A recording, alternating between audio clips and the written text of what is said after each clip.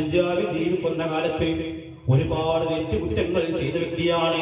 ഞാൻ മദ്യപിച്ചിട്ടുണ്ട്, ഞാൻ വ്യഭിചരിച്ചിട്ടുണ്ട്, ഞാൻ ചീട്ട് കളിച്ചിട്ടുണ്ട്, അങ്ങനെ ഞാനുമായി ബന്ധപ്പെട്ട കാര്യങ്ങളെല്ലാം ഞാൻ തെറ്റ് ചെയ്തവനാണ്.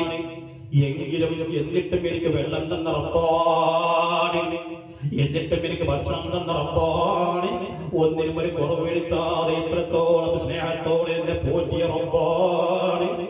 ആ റബ്ബിന് എന്നോട് ഈ സമയത്ത് ഒരു കാരുണ്യം തോന്നുന്നുണ്ടോ എന്ന് ഞാൻ നോക്കുകയാണ്, ഒരു കാരുണ്യം തോന്നുന്നുണ്ടോ എന്ന് ഞാൻ നോക്കുകയാണ് എന്നങ്ങ് പറഞ്ഞ സമയത്ത് സുബ്ഹാനല്ലാഹ്, അല്ലാഹുവിന്റെ കൽബ് അരിഞ്ഞുപോയി. അള്ളയേറെ പൊറുക്കുന്ന റബ്ബല്ലേ. ആദ്യം തന്നെ ഖുർആൻ നമ്മളെ കൊണ്ട് പറയിപ്പിക്കുന്നത് എന്താണ്? ബിസ്മില്ലാഹിർ റഹ്മാനിർ റഹീം.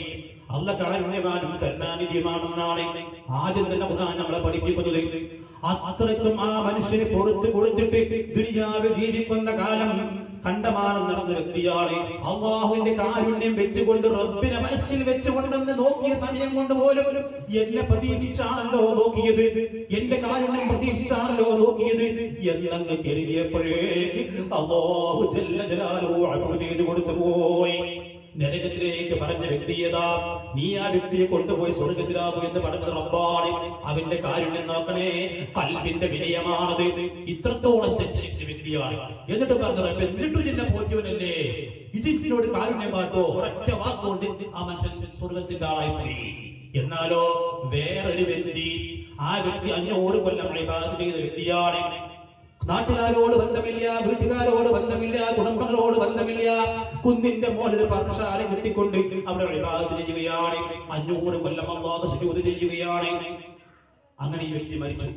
500 കൊല്ലം സുജൂദ് ചെയ്ത വ്യക്തി മരിച്ചപ്പോഴേ അല്ലാഹു സുബ്ഹാനഹു വ തആല പറഞ്ഞു, ഇന്റെ മഹദ് ഫദ്ൽ കൊണ്ട്, എന്റെ ഔദാര്യം കൊണ്ട് ആ വ്യക്തിയെ സ്വർഗ്ഗത്തിലാക്കൂ.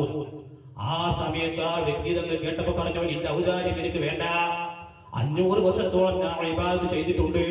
ആ ഇബാദത്തിന്റെ പവർ കൊണ്ട് നീ എനിക്ക് സ്വർഗ്ഗം തരൽ നിന്നിൽ ബാധ്യമാകുന്ന കാര്യമാണ്, നീ പറഞ്ഞ കാര്യമാണ്, നിന്റെ നീതിയിൽ യോജിക്കുന്ന കാര്യമാണ്. അതുകൊണ്ട് അതിന്റെ പവർ കൊണ്ട് എന്നെ സ്വർഗ്ഗത്തിലേക്ക് ആക്കണേ എന്നങ്ങ് പറഞ്ഞപ്പോഴും അല്ലാഹു സുബ്ഹാനഹു വ തആല അവന്റെ അഹങ്കാരം എന്ന് കുറക്കാൻ, ആരാണ് ഈ പറഞ്ഞതോ? 500 കൊല്ലം ഇബാദത്ത് ചെയ്ത വ്യക്തി. ആദ്യം പറഞ്ഞാലാണ് ഒരു ഇബാദത്ത് ചെയ്യാതെ കള്ളൊഴിച്ച് പെണ്ണൊഴിച്ചു കൊടുക്കുന്ന ആള് വ്യക്തി ആ സ്വർഗ്ഗത്തിലാക്കി. ഇത്രയും ഇബാദത്ത് ചെയ്ത വ്യക്തി ഒറ്റ വാദം വന്ന് നാശമായി പോയി. മനസ്സിലാവണ്ട? ഒറ്റ വ്യക്തി എന്താ പറഞ്ഞത്? ഈ കണ്ട ഔദാര്യം വേണ്ട, ഈ കിണ്ടതോടെ പോയാൽ മതി, ഞാൻ ഇബാദത്ത് ചെയ്തിട്ടുണ്ട്. അത് അഹങ്കാരത്തിന്റെ വാക്കല്ലേ. ഒറ്റ വാക്കുകൊണ്ട് മനുഷ്യൻ കഴിച്ചു പോയി എന്നുള്ളതാണ് പഠിക്കാൻ പറ്റുന്നത്. സുബ്ഹാനല്ലാഹ്. അപ്പൊ അല്ലാഹ് പറഞ്ഞു, കോട്ടേവൻ അഹങ്കാരം നമുക്ക് നിർത്താം. ഓനക്ക് ഞാൻ കൊടുത്തിട്ടുള്ള നിഅമത്തുകളിൽ നിന്ന് ഏതെങ്കിലും ഒരു നിഅമത്തിനെ എടുക്കുക. അല്ലാഹ് എന്നെ എടുക്കാൻ പറഞ്ഞില്ല, ഏതെങ്കിലും ഒന്ന് മലക്കളെ എടുക്കാൻ പറഞ്ഞു. മലക്കാൾ എന്റെ അടുത്തത് കണ്ണിന്റെ കാഴ്ച. മോന്റെ പേരെന്താ?